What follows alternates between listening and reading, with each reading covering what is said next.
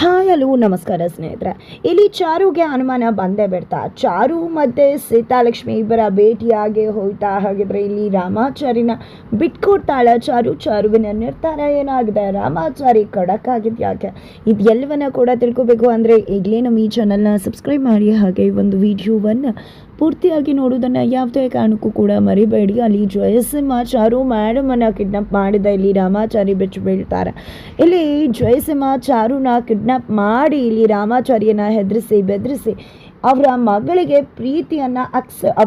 ಪ್ರೀತಿಯನ್ನು ರಾಮಾಚಾರಿ ಅಕ್ಸೆಪ್ಟ್ ಮಾಡೋ ಹಾಗೆ ಮಾಡ್ತಾರೆ. ಅದೇ ವಿಷಯವಾಗಿ ಇಲ್ಲಿ ಜಯಸಿಂಹ ಮಗದೊಮ್ಮೆ ರಾಮಾಚಾರಿ ಜೊತೆ ಮಾತಾಡ್ತಿದ್ದಾರೆ. ಇಲ್ಲಿ ರಾಮಾಚಾರಿ ಮಾತ್ರ ಜಯಸಿಂಹಗೆ, ನೀವು ಅವತ್ತು ನನ್ನ ಹೆದರಿಸಿ ಬೆದರಿಸಿ ಎಲ್ಲನೂ ಕೂಡ ಮಾಡಿದ್ರಿ ಅಂತಿದ್ರೆ, ಹೆದರಿಸಿದ್ನೋ ಬೆದರಿಸಿದ್ನೋ, ಆದರೆ ನೀನು ಹೆಂಡತಿ ಕತೆ ಅಂತೂ ಮುಗಿಯುತ್ತೆ ಅನ್ನೋದು ಗೊತ್ತಾಯ್ತಾ. ನಿನಗೆ ಒಂದು ಸಣ್ಣ ಸುಳಿವು ಕೊಟ್ಟೆ, ನಾನು ಮನಸ್ಸು ಮಾಡಿದ್ರೆ ಏನು ಬೇಕಿದ್ರೂ ಮಾಡ್ತೀನಿ, ಎಚ್ಚೆತ್ಕೊಳ್ಳಿ ಅಂತ. ಈಗಲೂ ಕೂಡ ಎಚ್ಚೆತ್ಕೊಳ್ಳಿಲ್ಲ ಅಂದರೆ ದೊಡ್ಡದಾಗೆ ಮಾಡಬೇಕಾಗತ್ತೆ ರಾಮಾಚಾರಿ. ನೀನು ಅವತ್ತು ನನ್ನ ಮಗಳಿಗೆ ಪ್ರೀತಿಯಿಂದ ಮಾತು ಕೊಟ್ಟಿದ್ಯಾ, ಪ್ರೀತಿಯಿಂದ ಮಾತಾಡಿದ್ಯಾ, ಅಂದಮೇಲೆ ನೀನು ಮದುವೆ ಆಗಲೇಬೇಕಲ್ವಾ ಅಂತ ಹೇಳ್ತಿದ್ರೆ ಅದು ಯಾವುದೂ ಕೂಡ ನನ್ನ ಪ್ರೀತಿಯಿಂದ ಬಂದದಲ್ಲ, ನೀವು ಹೆದರಿಸಿ ಬರ್ಸಿದ್ದು ಅಂತ ರಾಮಾಚಾರಿ ಹೇಳ್ತಿದ್ದಾರೆ. ಹೆದರ್ಕೊಂಡು ಹೇಳಿದ್ಯೋ, ಯಾವುದೋ ನಿನ್ನ ಹೆಂಡತಿ ಉಳಿಲಿ ಅಂತ ಹೇಳಿದ್ಯೋ, ಏನಕ್ಕೆ ಹೇಳಿದ್ಯೋ, ಆದರೆ ಹೇಳಿದ್ದಾಯ್ತು ಅಂದಮೇಲೆ ಮಾತು ಕೊಟ್ಟಾಗಲ್ವ, ಮಾತು ಕೊಟ್ಟೆ ಅಂತ ಹೇಳಿದ್ಮೇಲೆ ನನ್ನ ಮಗಳನ್ನ ಮದುವೆ ಆಗಬೇಕಲ್ವ ಅಂತ ಹೇಳ್ತಿದ್ದಾರೆ. ಅದಂತೂ ಯಾವುದೇ ಕಾರಣಕ್ಕೂ ಕೂಡ ಸಾಧ್ಯ ಇಲ್ಲ. ನನ್ನ ಜೀವನಕ್ಕೆ ಒಂದೇ ಹೆಂಡತಿ, ಅದು ಚಾರು ಮೇಡಮ್ ಮಾತ್ರ. ಚಾರು ಮೇಡಮ್ಗೆ ಬಿಟ್ಟು ಯಾರಿಗೂ ಕೂಡ ನನ್ನ ಜೀವನದಲ್ಲಿ ಅವಕಾಶ ಇಲ್ಲ ಅಂತಾನೆ, ಮನಸ್ಸಲ್ಲಿ ಜಾಗ ಇಲ್ಲ ಅಂತಾನೆ ರಾಮಾಚಾರಿ ಹೇಳ್ತಿದ್ರೆ ಸ್ವಲ್ಪ ತುಂಬ ಅತಿ ಆಯಿತು ಅಂತ ಅನ್ನಿಸ್ತಾ ಇಲ್ವಾ. ಅದನ್ನೆಲ್ಲ ಬಿಟ್ಟು ಆರಾಮಾಗಿ ನನ್ನ ಮಗಳ ಜೊತೆ ಮದುವೆ ಆಗಿ ಆರಾಮಾಗಿರೋದು ನೋಡು.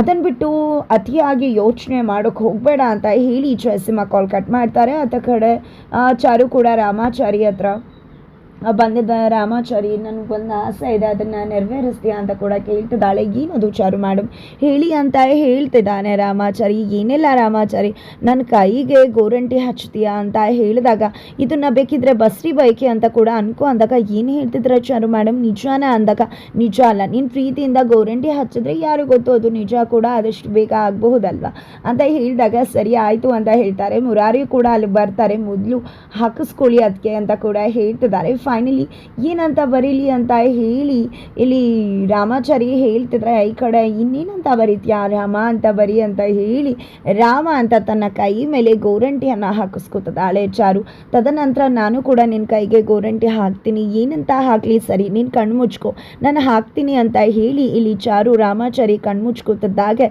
ಸೀತಾ ಅಂತ ಹೇಳಿ ಬರೀತಾಳೆ. ತದನಂತರ ರಾಮಾಚಾರಿ ಕಣ್ಬಿಟ್ಟು ನೋಡು ಅಂದಾಗ ಸೀತಾನ ನೋಡಿ ನಿಜವಾಗ್ಲೂ ರಾಮಾಚಾರಿ ಶಾಕ್ ಆಗ್ತಾನೆ. ಆತ ಕಡೆ ಮುರಾರಿ ಕೂಡ ಶಾಕ್ ಆಗ್ತಾನೆ. ಏನಿದು ಸೀತಾ ಅಂತ ಯಾಕೆ ಮೇಡಮ್ ಸೀತಾ ಅಂತ ಬರೀದ್ರಿ ಅಂದಾಗ, ನೀನು ರಾಮ ಅಂದಮೇಲೆ ನಿನ್ನ ರಾಮನ ಹುಡುಗಿ ಸೀತೆ ಅಲ್ವಾ, ನಿನ್ನ ಮನದ ಅರಸಿ ನಾನು ಅಂದಮೇಲೆ ನಾನು ಸೀತಾನೆ ತಾನೆ, ರಾಮ ಸೀತಾ ತಾನೆ, ರಾಮ ಸೀತಾ ಜೋಡಿ ಅಂತ ಹೇಳಿ ಚಾರು ಹೇಳ್ತಿದ್ರೆ, ಹಾಗಿದ್ರೆ ನಾನು ಹನುಮಂತ ಅನ್ನೋದನ್ನು ನನ್ನ ಕೈ ಮೇಲೆ ಬರೀರಿ ಅಂತ ಹೇಳಿ ಮುರಾರಿಯ ಆಂಜನೇಯ. ಅದು ಕಡೆ ನಿಜವಾಗ್ಲೂ ಕೂಡ ಸೀತಾಲಕ್ಷ್ಮಿ ತನ್ನ ಅಪ್ಪನ ಹತ್ರ ಬಂದಿದ್ದೆ. ಪಾಪ ನಾನು ರಾಮಾಚಾರಿ ಫೋನ್ ನಂಬರೇ ಇಸ್ಕೊಳ್ಳಿಲ್ಲ, ಶೇರೇ ಆಗಲಿಲ್ಲ ನಮ್ಮಿಬ್ಬರು ಫೋನ್ ನಂಬರ್, ನಾನು ಕೊಡಲಿಲ್ಲ, ಅವ್ರ ಹತ್ರ ಕೂಡ ಕೇಳಲಿಲ್ಲ ಅಂತ ಹೇಳ್ತಿದ್ದಾಗೆ ತನ್ನ ಬಾಮ ಇದ್ದಂಗೆ ರಾಮಾಚಾರಿ ಫೋನ್ ನಂಬರ್ ಕೊಡು ನನ್ನ ಮಗಳಿಗೆ ಅಂತ ಹೇಳಿ ಇಲ್ಲಿ ಜಯಸಿಂಹ ಹೇಳ್ತಾರೆ. ತದನಂತರ ಇಲ್ಲಿ ಅವರ ಬಾಮ ಇದ್ದ ಕೂಡ ಸೀತಾಲಕ್ಷ್ಮಿಗೆ ಫೋನ್ ನಂಬರನ್ನು ಕೊಡ್ತಾರೆ. ಫೋನ್ ನಂಬರ್ ಸಿಗ್ತಿದ್ದಾಗೆ ತುಂಬ ಖುಷಿಯಿಂದ ರೂಮಿಗೆ ಹೋಗ್ತಾಳೆ ಸೀತಾಲಕ್ಷ್ಮಿ.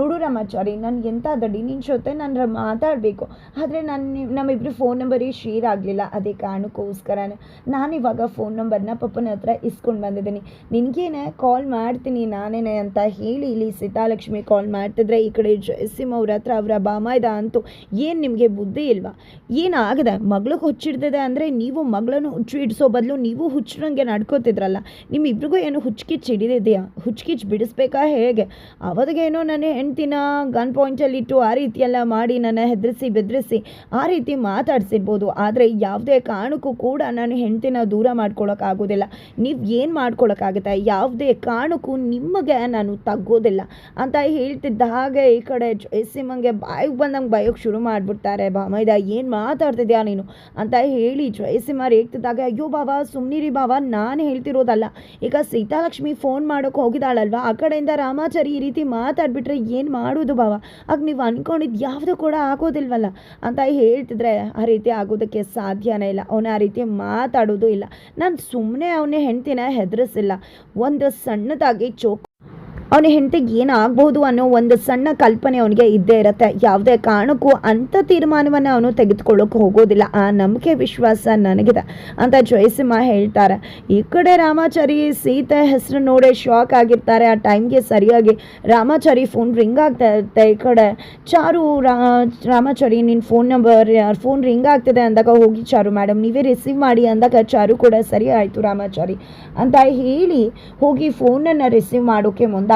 ರಿಸೀವ್ ಆಗ್ತಿದ್ದಾಗೆ ಆ ಕಡೆಯಿಂದ ಸೀತಾಲಕ್ಷ್ಮಿ ಮಾತಾಡ್ತಿದ್ದಾಳೆ. ಯಾರು ನೀವು ಅಂತಿದ್ದಾಗೆ ರಾಮಾಚಾರಿ ಇಲ್ವಾ, ನಾನು ರಾಮಾಚಾರಿ ಜೊತೆ ಮಾತಾಡಬೇಕಿತ್ತು, ನಾನು ಸೀತಾಲಕ್ಷ್ಮಿ ಅಂತ ಹೇಳಿದಾಗ ಹೌದಾ ಒಂದು ನಿಮಿಷ ಇರ್ತೀನಿ, ಒಂದು ನಿಮಿಷ ಕೊಡ್ತೀನಿ ಇರಿ ಅಂತ ಹೇಳಿ ರಾಮಾಚಾರಿ ಯಾರು ಸೀತಾಲಕ್ಷ್ಮಿ ಅಂತ ನಿನ್ನ ಜೊತೆ ಮಾತಾಡ್ಬೇಕಂತ ತಗೋ ಅಂತಿದ್ದಾಗ ಅಲ್ಲಿ ರಾಮಾಚಾರಿ ಮತ್ತು ಮುರಾರಿಗೆ ಭಯನೇ ಶುರುವಾಗ್ಬಿಡತ್ತೆ. ತದನಂತರ ಕಾಲನ್ನು ಇಲ್ಲಿ ರಾಮಾಚಾರಿ ಕಿವಿಗೆ ಚಾರುನೇ ಹಿಡ್ದಿದ್ದಾಳೆ ಫೋನನ್ನು. ಈ ಕಡೆ ಹೇಳಿ ಅಂತ ಹೇಳ್ತಿದ್ದಾಗೆ ರಾಮಾಚಾರಿ ನಾನು ಸೀತಾಲಕ್ಷ್ಮಿ, ನಮ್ಮಿಬ್ಬರು ಫೋನ್ ನಂಬರ್ ಶೇರ್ ಆಗಿರಲಿಲ್ಲ ಅಲ್ಲ, ನಾನೇ ಅಪ್ಪನ ಹತ್ರ ಇಸ್ಕೊಂಡು ಫೋನ್ ಮಾಡ್ತಿದ್ದೀನಿ, ಎಷ್ಟು ಖುಷಿ ಆಗ್ತದೆ ಗೊತ್ತಾ, ನಿನಗೆ ಖುಷಿ ಆಗ್ತಿಲ್ವ ಅಂತ ಕೇಳ್ತಿದ್ದಾರೆ. ಜೊತೆಗೆ ಇಲ್ಲಿ ನಾನು ಮಾತಾಡೋಕ್ಕಾಗೋದಿಲ್ಲ ಅಂತ ಹೇಳ್ತಿದ್ದಾರೆ. ನೀನು ಐ ಲವ್ ಯು ಅಂತ ಹೇಳಿದಾಗ ಎಷ್ಟು ಖುಷಿ ಆಯಿತು ಗೊತ್ತಾ ಅಂತ ಹೇಳ್ತಿದ್ದಾರೆ. ಜೊತೆಗೆ ಈ ಕಡೆ ನೀನು ಜಾಯಿಂಟ್ ಫ್ಯಾಮಿಲಿನ ನೀನು ಕಾಲ್ ರಿಸೀವ್ ಮಾಡ್ದಾಗಲೇ ಅಂದ್ಕೊಂಡೆ ಅಂದಾಗ ಹೌದು ಅಂತ ಹೇಳಿ ಹೂ ಇಲ್ಲ ಅಷ್ಟೇ ರಾಮಾಚಾರಿ ಹೇಳ್ತಿದ್ದಾರೆ.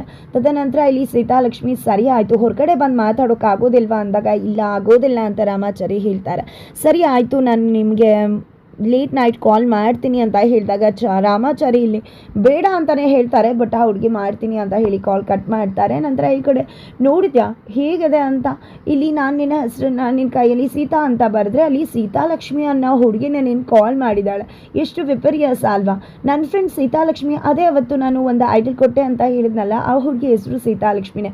ಆ ಹುಡುಗಿಗೆ ಎಷ್ಟು ಹಠ ಗೊತ್ತಾ, ಕೆಟ್ಟ ಹುಡುಗಿ ಅಲ್ಲ ಆದರೆ ಸ್ವಲ್ಪ ಹಠ ಮಾರಿ ಅಂತ ಕೂಡ ಆ ಹುಡುಗಿಯನ್ನು ಕೂಡ ಇಲ್ಲಿ ಚಾರು ನೆನಪು ಮಾಡ್ಕೋತಾಳೆ. ಬಟ್ ರಾಮಾಚಾರಿಗೆ ತುಂಬ ಚೆನ್ನಾಗಿ ಗೊತ್ತು ಆ ಹುಡುಗಿ ಬೇರೆ ಯಾರೂ ಅಲ್ಲ ಇದೇ ಹುಡುಗಿ ಅಂತ.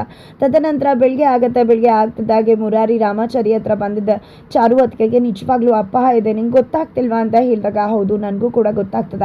ಆ ಜಯಸಿಂಹ ಚಾರು ಮೇಡಮ್ ಹಣೆಗೆ ಶಾರ್ಟ್ ಇಟ್ಟು ನಿಜವಾಗ್ಲೂ ನನ್ನ ಹೆದರಿಸಿ ಆ ರೀತಿ ನಡ್ಕೊಂಡಿರ್ಬೋದು, ಏನು ಮಾಡಬೇಕು ಅಂತ ನನಗೆ ಗೊತ್ತದೆ, ಅದೇ ಕಾರಣಕ್ಕೋಸ್ಕರ ಹೋಗ್ತಾ ಇದ್ದೀನಿ. ಅಲ್ಲಿ ನಾನು ಸೀತಾಲಕ್ಷ್ಮಿ ಮುಂದೆ ಎಲ್ಲನೂ ಹೇಳಿರ್ಬೋದು, ನಾನು ಪ್ರೀತಿನ ಹೇಳ್ಕೊಂಡಿದ್ದು ನನ್ನ ಕಣ್ಮುಂದೆ ಬಂದಿದ್ದು ಚಾರು ಮೇಡಮ್, ನಾನು ಹೇಳ್ಕೊಂಡಿದ್ದು ಚಾರು ಮೇಡಮ್ಗೆ, ಬಟ್ ಕೇಳಿಸ್ಕೊಂಡಿದ್ದು ಮಾತ್ರ ಸೀತಾಲಕ್ಷ್ಮಿ ಅಂತ ರಾಮಾಚಾರಿ ಹೇಳ್ತಿದ್ದಾರೆ. ಇತ್ತ ಕಡೆ ಚಾರುಗೆ ರಾಮಾಚಾರಿಯ ಒಂದಷ್ಟು ನಡವಳಿಕೆಗಳು ಅನುಮಾನ ತರಿಸ್ತದೆ. ಹಾಗಿದ್ರೆ ಇಲ್ಲಿ ಚಾರು ರಾಮಾಚಾರಿಯನ್ನ ಫಾಲೋ ಮಾಡ್ಕೊಂಡು ಹೋಗಿದೆ.